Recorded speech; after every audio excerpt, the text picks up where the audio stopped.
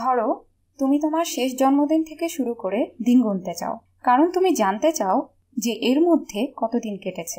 এই জন্য তোমার জন্মদিনের পরের দিন তুমি দেয়ালে একটা দাগ দিয়ে আর তারপরের দিন আরো একটা দাগ দিলে, এর পরের দিনও আরেকটা দাগ দিলে। তো তারপর তুমি ভাবলে যে দেখি তো কতদিন পার হলো। এখানে দেখা যাচ্ছে যে 1, 2, 3 দিন। তাহলে এটাকে এভাবে ভাবা যায় যে এখানের এই দাগগুলো 3 সংখ্যাটিকে প্রকাশ করে। চতুর্থ দিন তুমি দেয়ালে আরেকটা দাগ দিলে, পঞ্চম দিন আরেকটা দাগ দিলে, আর এভাবেই চলতে থাকলো। দিনের পর দিন তুমি একটা করে দাগ যোগ করতে থাকলে। এটা আসলে সবচেয়ে পুরাতন পদ্ধতি, সংখ্যাকে প্রকাশ করার সবচেয়ে সহজ একটি পদ্ধতি। এটা দাগের সংখ্যা দিয়ে সংখ্যাকে বোঝানো হয় এই পদ্ধতিতে। তো বেশ অনেকদিন পরে তুমি আবার দেয়ালের কাছে গেলে আর চিন্তা করলে যে দেখি তো কতদিন পার হলো। তাই তুমি আবার প্রথম থেকে গুনতে শুরু করলে। তো তুমি দেখলে 1, 2, 3, 4, 5, 6, 7, 8, 9, 10, 11, 12, 13, 14, 15, 16, 17 দিন।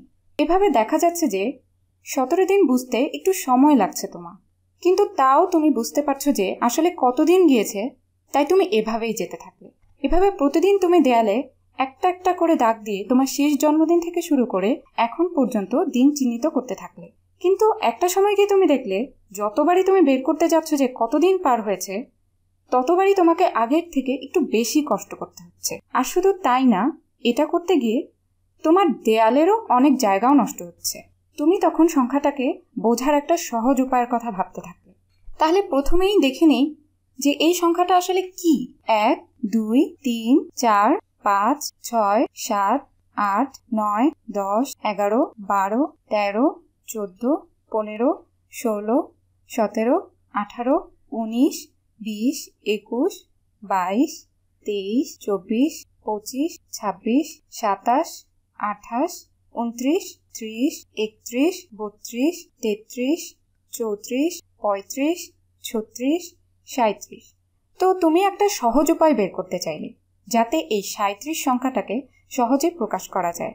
আবার হয়তো এটা 37 নাও হতে পারে। তুমি হয়তো বলতে পারো এই সংখ্যাটা আমার জন্মদিনের পর থেকে এই সংখ্যক দিন। তাই আমি বলছি কি, দেখো তো এই সংখ্যাগুলোকে আরো সহজভাবে একটা দলে ভাগ করা যায়, তাহলে কেমন হয়? তুমি তো জানো যে আমাদের হাতে মোট 10টা আঙ্গুল আছে। তাহলে এই সংখ্যাগুলোকে 10টা 10টা করে আলাদা আলাদা দলে ভাগ করলে কেমন হয়? আর তারপর আমরা দেখব 10-এর মোট কয়টা দল আছে আর সাথে কয়টা এক বাকি আছে। হয়তো এভাবে করলে কাজটা সহজ হবে, এই সংখ্যাটাকে সহজে বোঝানো যাবে। তাহলে চলো এভাবে করে দেখি। 1, 2, 3, 4, 5, 6, 7, 8, 9, 10। তাহলে এখানে এটা হলো 10-এর একটা দল। আর তারপর 1, 2, 3, 4, 5, 6, 7, 8, 9, 10। তাহলে এটা 10-এর আরেকটা দল। তারপর দেখি আমাদের আরো আছে 1, 2, 3, 4, 5, 6, 7, 8, 9, 10। তাহলে এটা হলো 10-এর আরো একটা দল। আর সবশেষে আমাদের আছে 1, 2, 3, 4, 5, 6, 7। তার মানে আমাদের 10-এর একটা সম্পূর্ণ দল নেই এখানে। তাই আমরা এটাকে গোল দাগ দিয়ে চিহ্নিত করছি না। তো এই সহজ একটা কাজ করেই এখন আমরা খুব সহজেই বুঝতে পারছি যে আসলে কতদিন পার হয়েছে। তোমাকে এখন আর সবকিছু গুনতে হচ্ছে না, তুমি শুধু হিসাব করছো যে আচ্ছা 10-এর একটা দল, 10-এর 2টা দল, 10-এর 3টা দল। অথবা তুমি বলতে পারো 1, 2, 3টা 10, তার মানে 30।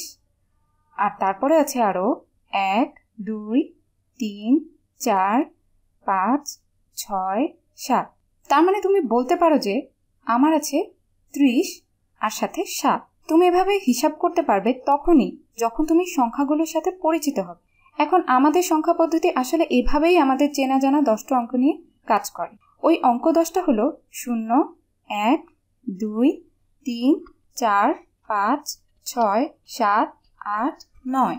আমাদের সংখ্যা পদ্ধতিতে আমরা আসলে এই 10টা অঙ্ক দিয়েই খুব সহজে যে কোনো সংখ্যাকে বোঝাতে পারি। এই পদ্ধতিটা আমাদের বোঝার জন্য খুবই সহজ একটা পদ্ধতি। তো এখন আমরা যদি 3টা 10 বোঝাতে চাই, তাহলে আমরা যেটাকে দশকের ঘর বলি সেখানে আমাদেরকে একটা 3 বসাতে হবে। তো আমরা দশকের ঘরে একটা 3 বসালাম। তারপর আমরা যাব এককের ঘরে। এখন 1, 2, 3, 4, 5, 6, 7। তাহলে আমরা এই 7টাকে এককের ঘরে বসাবো। কিন্তু কোনটা এককের ঘর আর কোনটা দশকের ঘর? দেখো, ডান থেকে প্রথম ঘরটা, এটা হলো এককের ঘর। আর তারপর তুমি যদি তার এক ঘর বামে যাও, তাহলে তুমি পাবে দশকের ঘর। আর তারপর তোমরা দেখবে যে আরও এক ঘর বামে গেলে শতকের ঘর পাওয়া যায়। আমরা অন্য কোনো ভিডিওতে সেটা দেখব। তো এখন এটা আমাদেরকে আসলে একই জিনিস দেখাচ্ছে। এই যে এখান থেকে আমরা যা দেখতে পাচ্ছিলাম, এটা আমাদেরকে ঠিক সেটাই দেখাচ্ছে। এটা আমাদেরকে 3টা 10 দেখাচ্ছে। 1, 2, 3, 3টা 10, 10-এর 3টা দল, আর তারপর 1-এর একটা দল।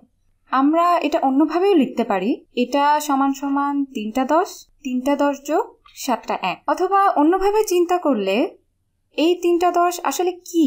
যদি তুমি এই একই সংখ্যা পদ্ধতি ব্যবহার করো, তাহলে এই 3টা 10কে তুমি লিখবে 30, আর তারপর 7টা 1।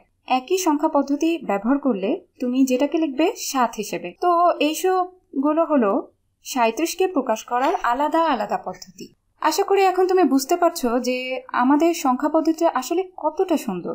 যেখানে কেবল 37কেই দেয়ালে দাগ কেটে প্রকাশ করলে পড়ে বুঝতে খুব অসুবিধা হয়, সেখানে চিন্তা করো 1052 বা এইরকম কোনো বড় সংখ্যা হলে সেটাকে দাগ কেটে চিহ্নিত করলে প্রত্যেকবার হিসাব করতে কতটা অসুবিধা হয়।